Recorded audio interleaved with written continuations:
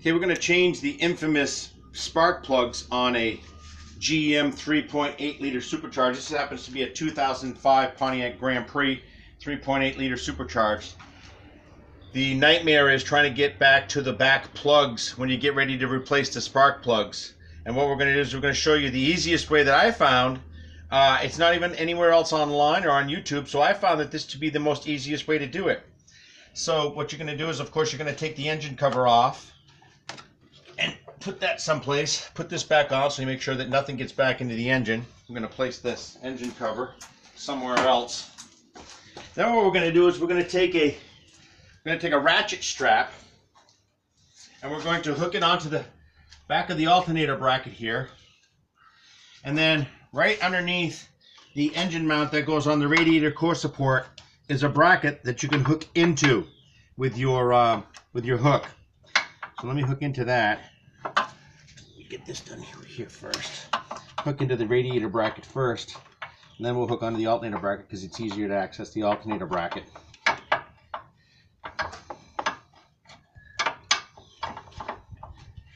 Had it in there easier a few minutes ago. There we go.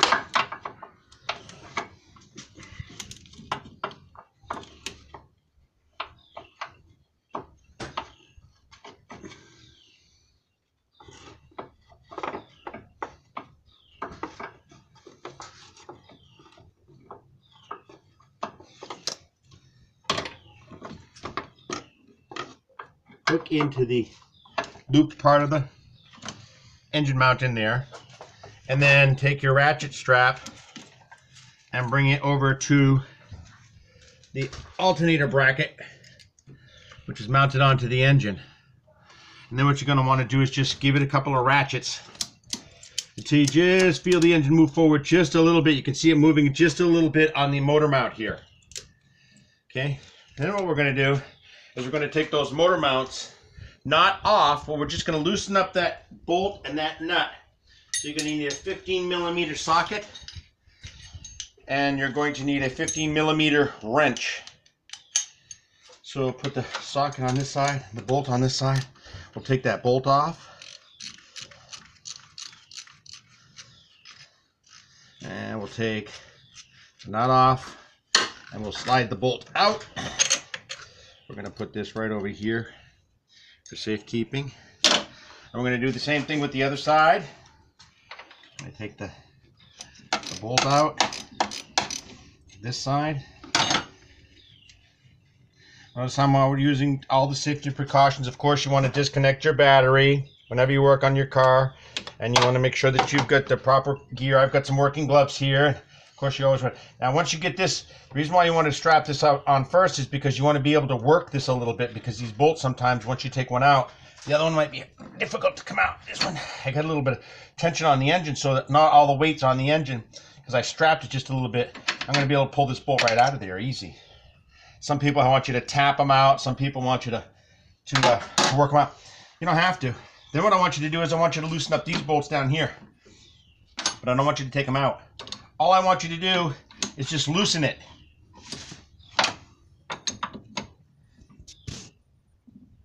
There we go. And then we're going to do the same thing with this one. And just going to loosen them. Because we're not going to take these brackets off. We're simply going to move these brackets up like this. Rest on the top here. Move this bracket up here and just get it so that the engine can move. There we go. Then we're going to take our ratchet strap and we're going to go ahead and ratchet our engine. Now look at how far you can move this engine. You can see in here, we'll get this one back out, how much of a movement that you can actually get. You won't damage anything. You're just cradling the engine in the engine cradle. You can get yourself a good 4 or 5 inches of clearance on the back area there to access that plug. Let me tell you something, doing this job 4 or 5 inches makes a whole heck of a lot of a difference. Then what you want to do is, many people come down through this area down in here. I didn't. I don't come down through that area there. I'm going to take my trusty 10mm socket and I'm going to remove the coolant overflow tank. which is a very easy process to do. Take those little tin nuts off. There's no connections down below. The overflow from the radiator comes right from the top, so just pull it up and then away, and you can just work it right out. We can lay that right there for now. Make sure you lay it so that the cap is facing upwards, of course. You don't want to spill any coolant out. Now, I've got all this access back here to this plug area, as you can see. And if you want to step over here and get a side angle, you'll be able to see that that spark plug now down there, that number, I don't know what number it is, but right here, you can actually reach in and grab the boot. You don't have to go from the top. You don't have to go from the side. You don't have to go down through here and kill yourself. You don't have to work from across the engine. You can reach right down in here and grab that boot. So go ahead and back up over here. We're going to go ahead and use my spark plug socket here. Put a spark plug socket on this ratchet. We're going to get behind here, and we're going to use I put a small extension on the ratchet, and we're going to pull off that boot. Let me get this out of my hands. And it's actually very accessible. You've got all this room to work with. Actually, what I'm going to do is I'm going to put a cloth down. This is actually a rug, a little piece of a rug. Put this on top of the engine so I don't scratch myself, and I can lean on this. And you can reach right down in here and pull and work that boot off. This car's got 142,000 miles, but there's the spark plug boot, and the heat shield already come off that spark plug. Then what you're going to do is you're going to use an extension, and your extension that I have here, and your socket. You're going to put that on the spark plug, and you have very easy access to it. What I did was I actually put the extension and the socket on the spark plug first, and then I put my ratchet on because of the angle that it is. And then once you do that, I broke it loose. There we go. I broke it loose. Take the ratchet off. I can just reach down with the spark plug still on the extension and still on the deep well socket that I've got, and I can take that spark plug that is supposed to be a real bear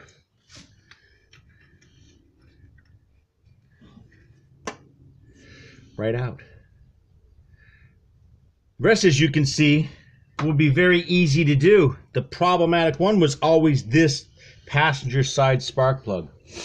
You want to take the O2 sensor out first before you're going to want to replace the middle spark plug.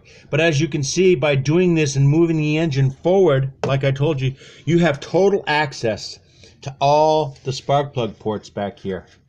And it's the rest of the job is very, very easy to do. So yeah, come on and take a look over here. Once you move the engine up, how much of a gap area that you've got back there for that spark plug. All because you just simply move the engine forward a little bit. Then you've got all kinds of room to work with back there. So it should be short, simple, and easy. If your spark plug gives you a little bit of a hard time, you can either reach down between these two hoses, which won't hurt anything, or you can reach from the side. But if you work from the side, you've got all kinds of room to work with. When you're done, of course, just reassemble it the way that, back out the way you did. Put your tank back in. You don't have to disconnect anything else.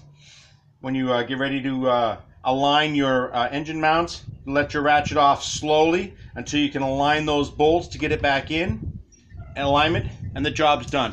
This spark plug job it normally takes somebody a couple of hours to do. How long has this video been running? All I need to do is the rest of the plugs and we're done. Good luck.